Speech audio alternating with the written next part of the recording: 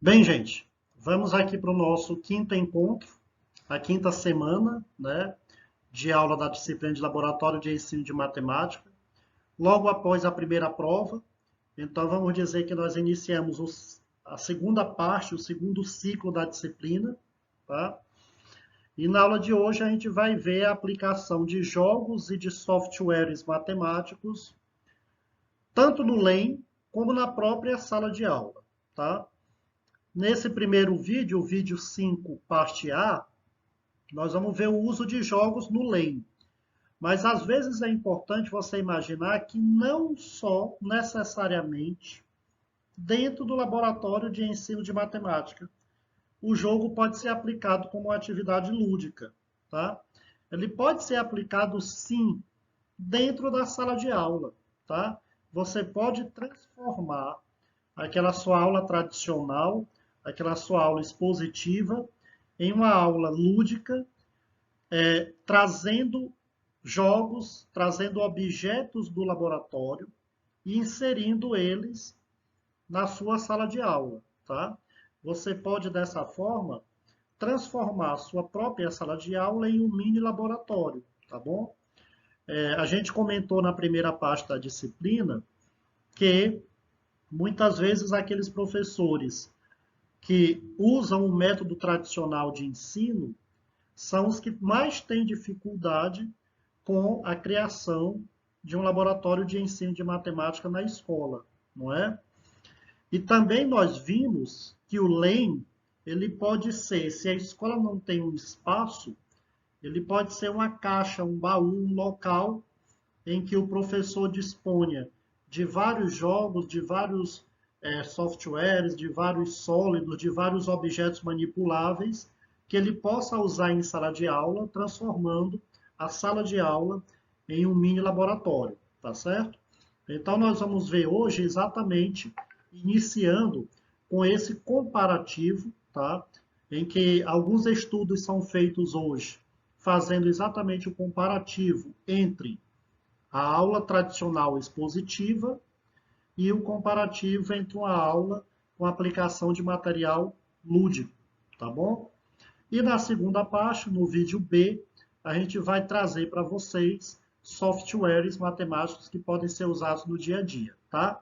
Nesse vídeo A, além da comparação da aula tradicional com a aula que usa material lúdico, nós vamos ver alguns jogos, tá?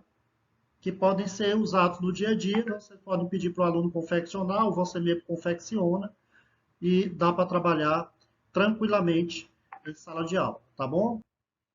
Então, a primeira parte é o confronto, né, vamos dizer assim, entre o ensino tradicional e o uso do lúdico, tá? É importante quebrar essa barreira de que a gente tem o ensino tradicional daquela aula expositiva dialogada, né? Ou às vezes nem tão dialogada, é mais uma aula dispositiva jogada, em que o professor joga fórmulas no quadro, né? E manda o aluno repetir aquele método até a exaustão, 50 questões, 100 questões, né? E o confronto desse tipo de ensino tradicional com um novo modelo matemático de ensino, que é o uso do lúdico, tá certo? Não é raro encontrarmos dentro do trabalho cotidiano das escolas professores de matemática ensinando essa disciplina de forma rotineira, onde os conteúdos trabalhados são aqueles presentes no livro didático adotado e o método de ensino se restringe a aulas expositivas e aos exercícios de fixação ou de aprendizagem. Esse é uma observação feita pelo Chagas, que é um desses estudiosos desse comparativo entre o ensino tradicional e o lúdico, tá bom? Você vê aí na imagem que o aluno está exausto, está irritado, está sem saco, né, para essa aula expositiva tradicional, tá? Por exemplo, você tem uma aula de função de segundo grau, de resolução de equação de segundo grau, aquela que você resolve por Bhaskara, por delta, não é? O professor joga a fórmula no quadro, sem linkar, sem justificar de onde ela veio, tá? Joga a fórmula, resolve 3 ou 4 exemplos e passa uma lista de 50 exercícios para casa ou para a sala de aula mesmo, tá? Exercícios de fixação, em que o aluno vai formar o conhecimento dele pela repetição, pelo método de repetição. Ele não necessariamente vai entender, por exemplo, por que aquelas duas raízes, quando elas são colocadas como dois binômios, x menos uma raiz e x menos a outra raiz, o produto desse binômio é exatamente a forma geral de sua equação. Então, ele não tem um link com a realidade, ele joga a fórmula, ele joga os exemplos e ele joga uma lista de exercícios não contextualizada, né? E o aluno repete aquilo ali e acha que aprendeu sem fazer nenhum vínculo com o que aquilo ali realmente demonstra, né? O uso de jogos para o ensino representa, em sua essência, uma mudança de postura do professor em relação ao que é ensinar matemática. Ou seja, o papel do professor muda de comunicador de conhecimento para o de observador, organizador, consultor, mediador, interventor, controlador e incentivador da aprendizagem, os processos de construção do saber pelo próprio aluno. Minha imagem aí da câmera corta um pouco, mas vocês estão vendo os alunos aí em grupo, tá? Fazendo uma atividade lúdica. Isso é o que defende o Kodama em seu estudo já em 2004, tá bom? Que é outro estudioso, pesquisador, que também faz esse comparativo do tradicional com o lúdico, tá certo? Nós temos outros grandes que defendem, que nós vamos ver no decorrer dessa aula, que defendem o uso do lúdico, sobretudo no ensino da matemática. Porque muitas vezes o aluno já vem lá do ensino fundamental 1 com uma base não tão boa, tá? Então, no ensino fundamental 1, geralmente o aluno ele é atendido por uma professora pedagoga, né, que ministra todas as disciplinas, tá? É a tia, né, que a gente chama. Então, lá na primeira série, segunda série, você tem a tia. A tia vai dar aula de português, a tia vai dar aula de matemática, a tia vai dar aula de ciências, a tia vai dar aula de história e geografia. E não necessariamente aquela tia tem conhecimentos matemáticos, até porque o curso de pedagogia, de uns tempos para cá, está colocando disciplina de matemática mesmo. Mas antes, o curso era de quê? Era ensinando a ensinar. Mas não ensina o que você vai ensinar, né? Ou seja, uma professora lá de uma escola municipal, não necessariamente ela sabe resolver uma soma de fração. Não necessariamente ela sabe resolver um conteúdo de matemática básica, tá? Muitas vezes o livro de matemática não chega até o final, o conteúdo programático daquela série não é ministrado toda porque a professora tem dificuldade, sobretudo no interior, cidades pequenas, aquela tia tem uma formação pedagógica, às vezes o normal superior, e pronto, e não tem conhecimento adequado ou suficiente para tirar dúvidas, para inserir metodologias de ensino novas, abrangentes e que atraem o aluno, tá? Então, o lúdico ele tem esse papel de formação em que o professor não só vai transmitir o que sabe, ele não é só um comunicador, mas como ele vai organizar, ele vai consultar, ele vai mediar e o aluno, pelo lúdico, vai formar o seu próprio saber, tá certo? Eu vou trazer agora um vídeo de vocês que é uma situação interessante, curiosa, tá? Que é um professor José Neto de informática lá de Angical. Ele desenvolve um trabalho lúdico com alunos das escolas públicas de São Pedro, do Piauí, em que ele associa informática, física e robótica com os alunos do ensino médio, tá? Quer dizer, não são alunos de dentro do instituto, são pretensos futuros alunos do curso superior e que ele consegue desenvolver esse trabalho lúdico bem interessante, certo? Vocês veem aí que o professor é esse que está de camiseta azul, verde com azul ali, e ele leva esses kits lúdicos de construção de robô para as turmas das escolas públicas do município de São Pedro, tá bom? Com isso, ele faz um link entre física, informática e robótica. E você vê claramente o interesse dos alunos em participar, em criar. Geralmente, ao fim desse projeto dele, ele leva os alunos ao campus para que eles mostrem os robôs que foram criados. Cada kit desse vermelhinho que vocês estão vendo, vou passar de novo, cada kit desse vermelho que vocês estão vendo, induz um tipo de robô. Um robô que anda, um robô que pega uma tampa de garrafa. São movimentos simples, mas são movimentos interessantes que o aluno vai conseguir fazer associação com alguma forma matemática, com alguma realidade da física, tá? E ele consegue unir todos os grupos de alunos na mesma atividade e mostra que realmente é algo bem interessante o uso do lúdico, tá certo?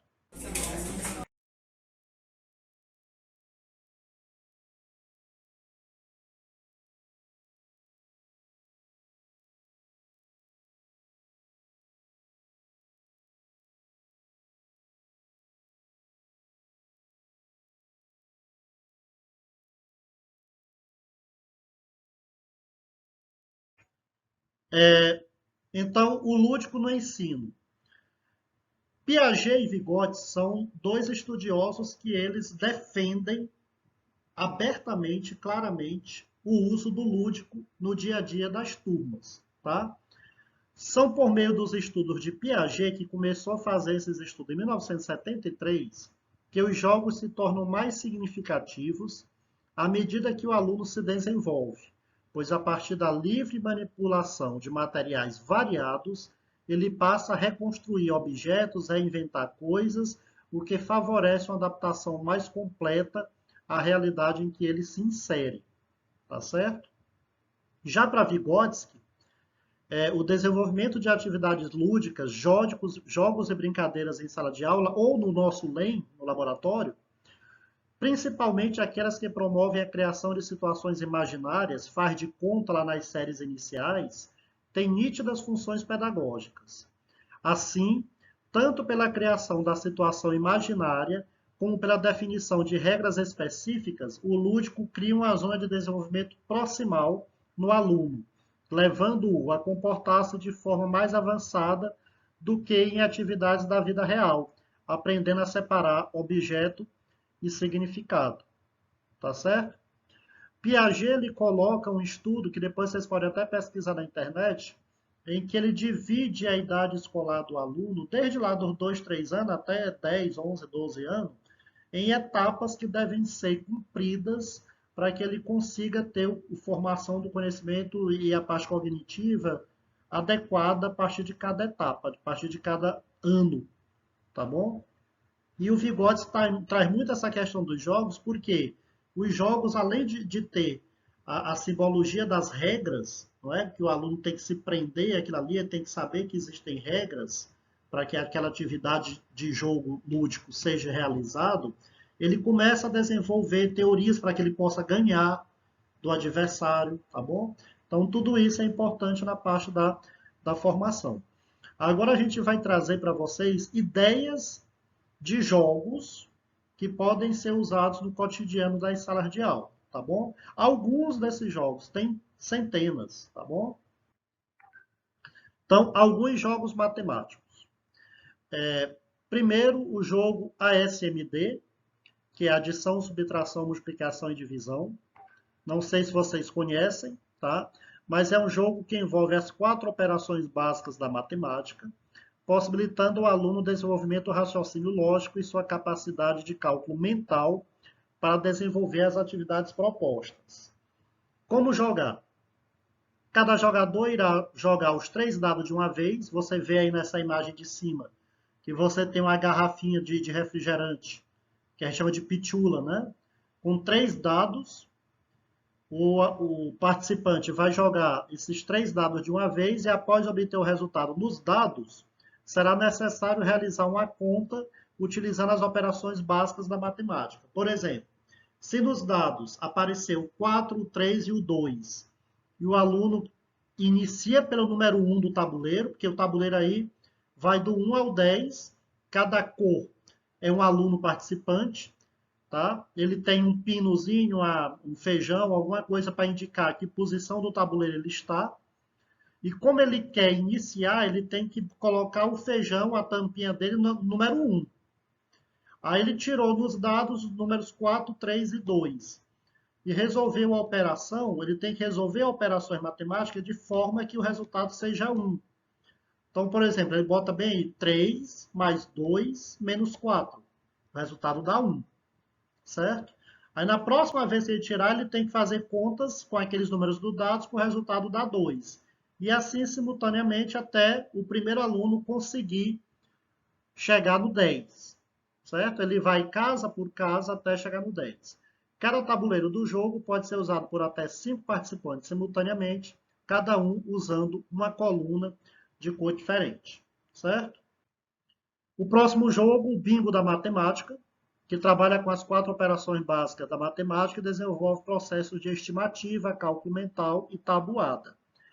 Você vê que as cartelas de bingo, elas não apresentam números, elas apresentam operações.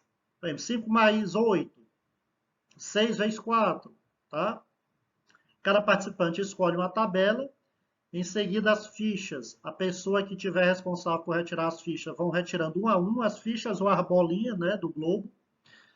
A cada ficha, o jogador deve procurar em sua tabela a multiplicação, ou a pergunta, ou a soma, que corresponda ao resultado sorteado no globo, e colocar um feijão sobre ela ou algo que possa estar marcando, tá?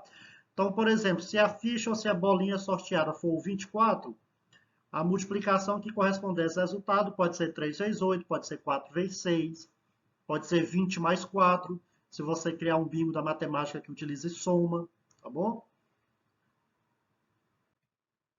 Você tem também o dominó de operações, que esse dominó trabalha com as 4 operações da matemática, exercita o pensamento rápido, auxilia na aprendizagem das operações, desenvolve a habilidade de relacionar com os demais colegas e de, sobretudo, respeitar regras, tá bom? É um dominó parecido com o que a gente costuma jogar, tá? Só que você vai poder trabalhar uma infinidade de coisas nessas peças. Podem ser contas de soma, de subtração, de multiplicação, divisão, pode ser resolução de frações, como tem nessa segunda imagem aí, operações com frações, vincular o resultado da operação com o desenho da fração de uma figura geométrica, tá? Então, como jogar? Escolher a ordem dos jogadores e dividir igualmente as peças. O primeiro jogador deve colocar uma peça na mesa, como é feito no dominó tradicional. O segundo jogador deve colocar o resultado da operação matemática ou uma operação que tem o resultado no valor da peça colocada, né? Caso o jogador não tenha peça, ele vai pescando do monte de peças que estão dormindo, né? Se não tiver peça dormindo, como a gente chama do dominó tradicional, se todas as peças estiverem distribuídas, o aluno passa a vez, né? Até um jogador colocar na mesa sua última peça, como ocorre normalmente, tá bom? O Sudoku, provavelmente vocês já viram, que é um quebra-cabeça milenar de origem japonesa. Esse jogo estimula o raciocínio lógico-matemático, além de estimular o pensamento estratégico. Já é um jogo para um aluno um pouco maior, tá bom? E a ideia do jogo é bastante simples. É preencher uma grade de 9 quadrados na horizontal por 9 quadrados na vertical, de modo que em cada linha, em cada coluna e em cada quadradinho menor, aí está escrito maior, em cada quadradinho menor, haja números de 1 a 9, sem repetir nenhum deles, tá? O Sudoku hoje já é inclusive uma revista, como aquelas de palavra cruzada, vendida em banca, tá? E você tem variações do Sudoku, tem ele com letras, tem ele com números, tem ele que precisa montar de 1 a 9, não só as linhas e colunas, mas também as diagonais, as duas diagonais grandes, tá certo? Inclusive, eu vou deixar um sudoku para vocês na lista de atividades da semana, tá bom? Para que vocês resolvam ele. É bem interessante, é bem desafiador, e esse é um dos jogos, vamos dizer, novos, mas que pode ser usado na sala de aula, com certeza, tá bom? Então, nós finalizamos essa primeira parte com esses jogos. A segunda parte ela é um pouco menor, a gente vai trazer os softwares matemáticos que são interessantes a gente usar no cotidiano de sala de aula, tá bom? Então, até lá.